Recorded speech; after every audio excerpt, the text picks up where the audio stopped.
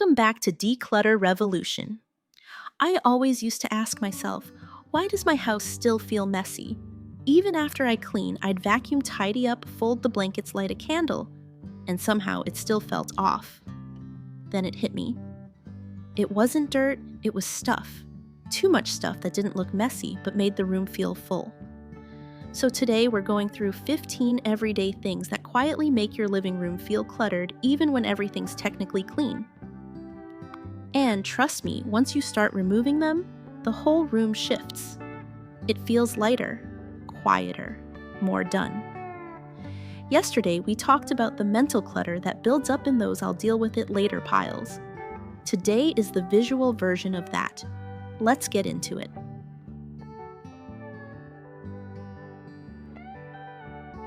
Let's start with the first item, a single cup. That's it. Not dirty, not broken, just sitting there. But somehow it makes the whole room feel unfinished. You've cleaned. The floor's clear pillows, fluffed surfaces wiped down. But that one glass left on the coffee table, it quietly says, hey, you're not done yet. And the truth is, it's not about the cup. It's about what your brain sees something that still needs dealing with. Even if you don't plan to touch it tonight, your mind has already logged it as unfinished business. That's why, now before I head to bed, I make it a habit to grab every cup, mug, or bottle from the living room. I don't always wash them right away, sometimes they just sit in the sink till morning, but at least they're not sitting in the space where I'm supposed to rest. And honestly, a clear table with nothing lingering feels better than a candle. It's like your home is saying, you did enough today. But here's what really surprised me. The more I started clearing these tiny things from one room, the more I started seeing them everywhere. Not just in the living room, but in every corner of the house. And once I saw it, I couldn't unsee it. If you've ever wondered what it feels like to walk through a home that's been truly decluttered, not just cleaned, you'll want to come back tomorrow. Now let's move on to the second thing that sneaks in and makes the space feel messy even when everything's put away.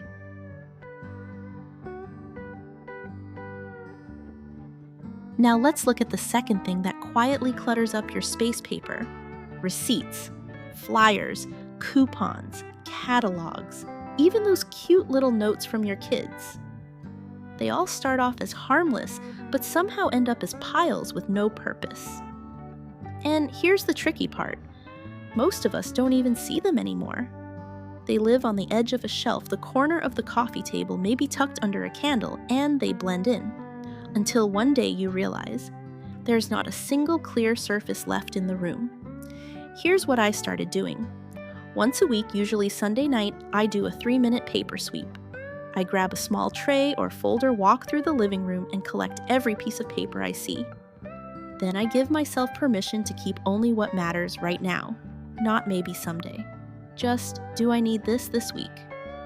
Most of it goes straight to the recycling bin. And you know what? That tiny act of removing a few forgotten papers makes the whole room feel calmer. Not because it's spotless, but because the surfaces can breathe again. And if you're someone who tends to hold on to paper, just in case I get it, that was me too. Until I realized I was keeping the mental load of every single decision I hadn't made yet. Once you let that go, your brain follows. And speaking of things we're planning to deal with later, let's talk about those little slips of paper we keep, just in case. Because the third item on this list is sneaky and way more common than we admit.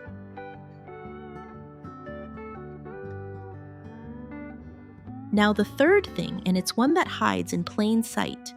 Discount coupons, store flyers, receipts, loyalty cards, little vouchers from coffee shops. All the bits of paper we plan to look at later. They feel harmless, thin, small, almost invisible. But when they start to stack up on the counter or under a candle, they whisper the same thing over and over, unfinished business. I used to keep them too, a tiny pile of maybe I'll need this by the sofa. But weeks went by, the coupons expired, and that pile still sat there like a quiet reminder that I hadn't followed through. It's not the paper that clutters the space. It's the promise attached to it. So here's what helps. Whenever I pick up a flyer or receipt, I ask one simple question. Do I already know I'll use this? If the answer isn't a clear yes, it goes straight in recycling. No guilt, no what if. And what's funny is the moment those little papers disappear, the room feels instantly lighter. It's not about losing discounts, it's about losing the constant visual noise. And speaking of things sitting around with no real purpose, let's move on to item number 4. The baskets, trays, and containers that started with good intentions but somehow became clutter themselves.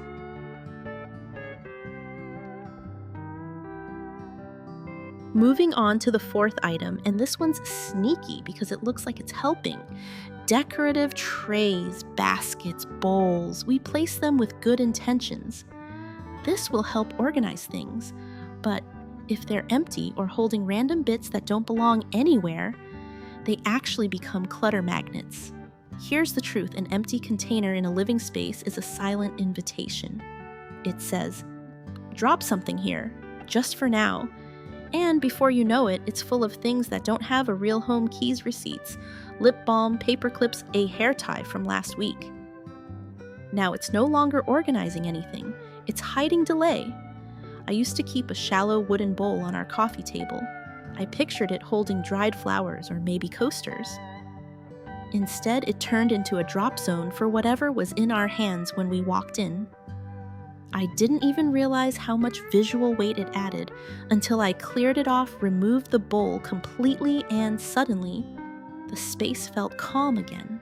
So here's something to try. Pick one tray or basket in your living room, empty it completely, then ask, do I actually want this here? Does it have a purpose? If the answer is no, take it away for a week. Just see how the space feels without it.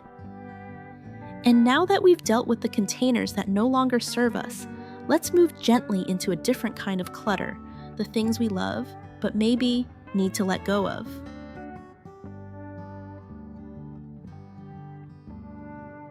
Let's talk about the 5th item, the throw pillows that have stopped doing their job.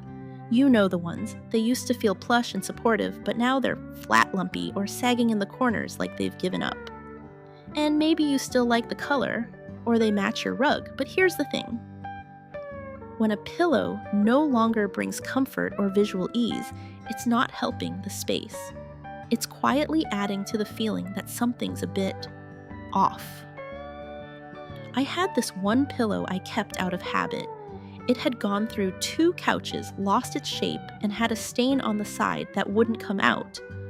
But it stayed because it used to be my favorite. The moment I let it go, I realized how much fresher the couch looked even without replacing it. You don't need a full set of new pillows, you just need a few that look and feel intentional. Try this: remove all your throw pillows, then add back only the ones that feel good to use and good to look at. Not perfect, just purposeful. And while we're at it, let's take a closer look at what's lying next to those pillows. Because item 6 has a habit of piling up quietly, especially in colder months.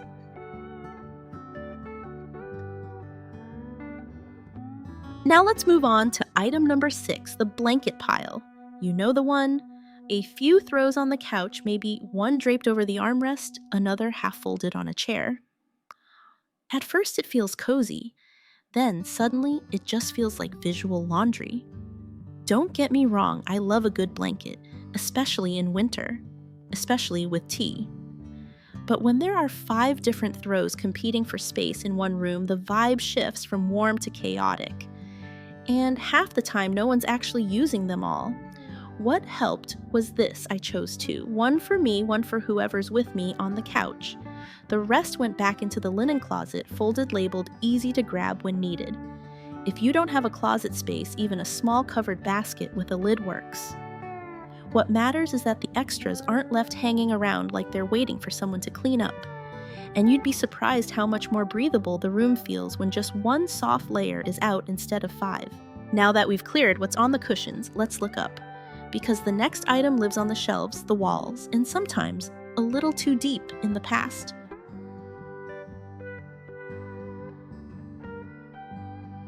Alright, item number 7, framed photos. And this one can be tricky because it feels personal. Family memories, milestones, moments you're proud of.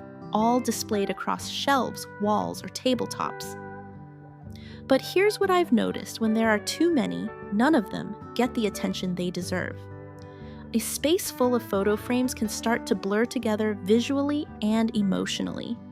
And over time, a few of them stop matching your style or your season of life. That doesn't mean those memories aren't important. It just means they don't all need to live in your living room at once.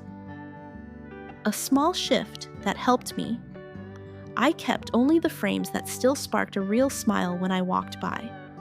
The rest, I gently took out the photos, stored them in a keepsake box, and donated the frames. And now, instead of feeling like I'm walking through a hallway of shoulds, I get to enjoy the few photos that still feel like now. If you're not ready to let go of any, try rotating them. Keep a few on display and switch them out every few months. That way they feel fresh and your space does too. And speaking of things that linger past their season, let's take a look at what might still be hanging around from last holiday.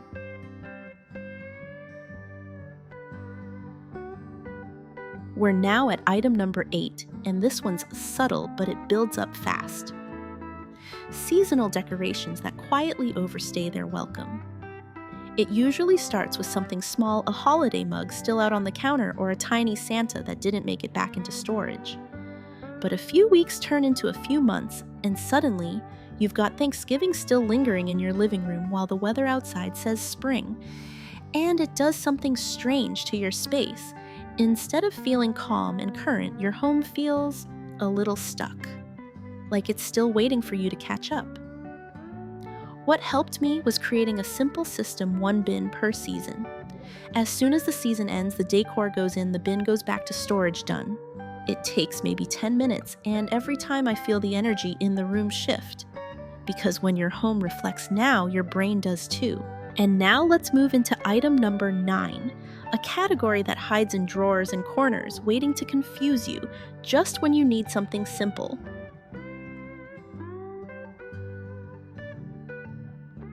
Coming in at number 9, random cords and chargers with no known device in sight. You open a drawer, and there it is, a tangled nest of black and white wires, some with ports that haven't been used since your old flip phone. You don't know what they go to. You're not even sure if they still work. But there's this little voice that says, maybe I'll need it one day. Let me tell you, I kept a bin of mystery cords for years. Every time I decluttered, I'd pull it out, feel instantly overwhelmed, and shove it right back in. Then, one day, I dumped the whole bin on the floor and went cord by cord. If I didn't know what it was for and couldn't figure it out, in under 60 seconds it went. Out of 30 cords, I kept 3.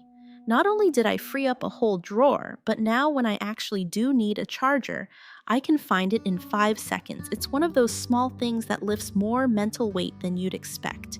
And while we're talking about things we might use one day, item 10 is a sneaky one that piles up faster than we ever mean it to.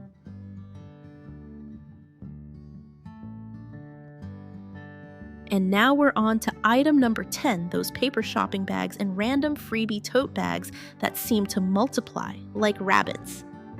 At first, you keep them because they feel useful. This'll be great for groceries, or I'll use this to organize stuff later. But the truth, most of them end up crumpled in a corner, stuffed under the sink, or overflowing from a kitchen drawer. I had a whole cabinet once that was basically just a graveyard for reusable bags. And here's the kicker, I only ever use the same 2 or 3 bags anyway. Here's what helped: I picked my top 3 favorite totes and 5 paper bags that were sturdy and in good shape. The rest out they went, recycled or donated. Now that cabinet is half empty, and I can actually see what's in there without digging through a pile of handles and bent paper. Getting honest about what we really use versus what we're just stockpiling in case is such a game changer. And speaking of stockpiling, let's take a look at item number 11, the tech leftovers we've been meaning to deal with for years.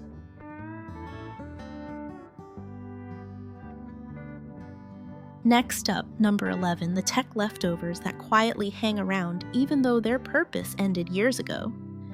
Think the DVD player tucked behind a stack of books, the old speakers collecting dust under the console, or that digital camera from the early 2000s that hasn't held a charge in ages. They're not loud, they're not messy, But they sit there unused, unresolved, and weirdly you feel it every time you walk past. For the longest time, I had an old camcorder stored in our hallway closet. I hadn't turned it on in over a decade, but part of me held on just in case.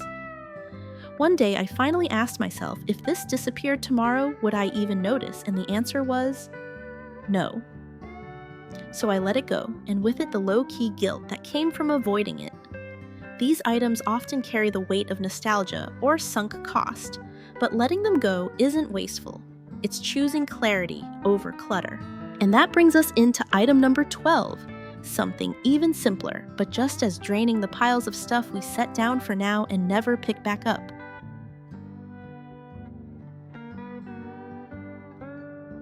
Every home has that one spot, a floor, corner, stair step, or hallway edge where things quietly pile up with the promise of, I'll deal with it later. That's what brings us to item 12, the bags and boxes we set down for just a second, and somehow they're still there 2 weeks later. I had a canvas bag that lived next to my bedroom door for so long it started to feel like part of the furniture. It wasn't full of junk, just a few odds and ends I kept meaning to return to their spots. But the longer it sat there, the more invisible it became, and the heavier the space felt. Once I started treating temporary as a deadline, not a lifestyle, those little piles stopped taking root. A simple check-in every evening, is this still here because I forgot or because I'm avoiding it? That question cleared more floor space than any basket ever did. Coming up next, an everyday object that might be making your space feel messier and even more hazardous than you think.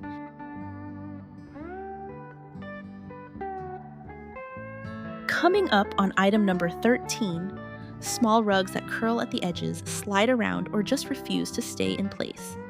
It's one of those things you stop noticing after a while until you trip on it, or it catches your eye for the 10th time that day.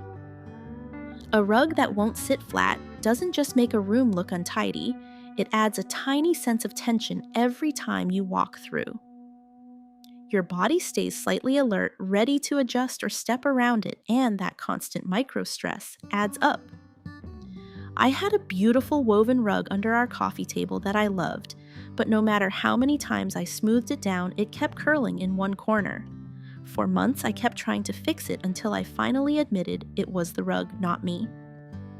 I replaced it with a smaller, low-profile one that actually fit the space, and suddenly the whole room felt calmer. Sometimes decluttering isn't about removing things, it's about choosing the version that lets you move freely without having to think about it. And speaking of things scattered underfoot, the next item is a tiny one, but it somehow manages to take over the entire floor if you let it.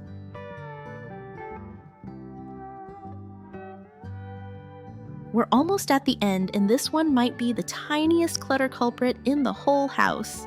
Little toys, the ones that come in sets, get stuck under furniture, or show up in the most random places. It's not that they're bad toys, some are well loved, but when they're everywhere, they create this low-level chaos that never really goes away. You can vacuum mop or straighten up, but one stray Lego on the floor makes the room feel unfinished. In our home, we started doing what I call a tiny toy audit. If a piece doesn't belong to a clear set, hasn't been played with lately, or is too small to be put away easily, it goes. What's left are the toys that get real use and that my kids can actually find when they want them. It's less about being strict and more about giving your space and your sanity a break. Let's wrap this up with item 15, and it's one that tends to sneak in with the best intentions.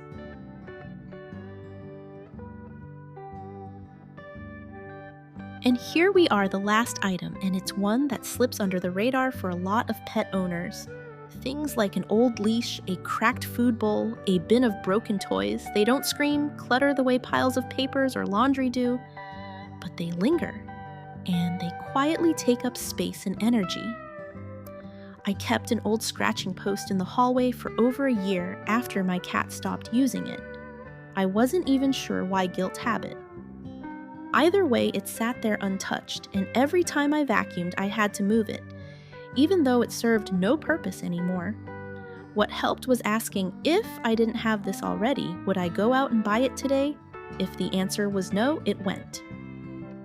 And that brings us to the end of the list, 15 seemingly normal items that quietly build up visual noise in your home, not because you're messy, not because you're not trying, but because sometimes clutter doesn't scream. It whispers, it blends in, it hides in plain sight. So when you start letting go one box, one toy, one receipt at a time, the space begins to breathe again. And so do you.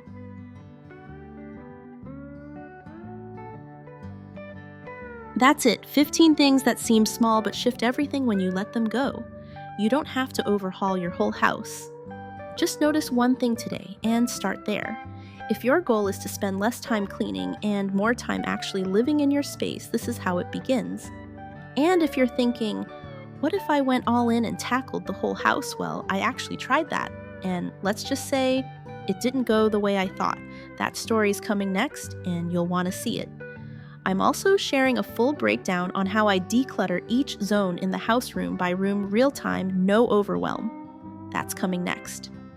And if this video helped, feel free to hit like or subscribe. It's a small way to tell me what's truly useful for you.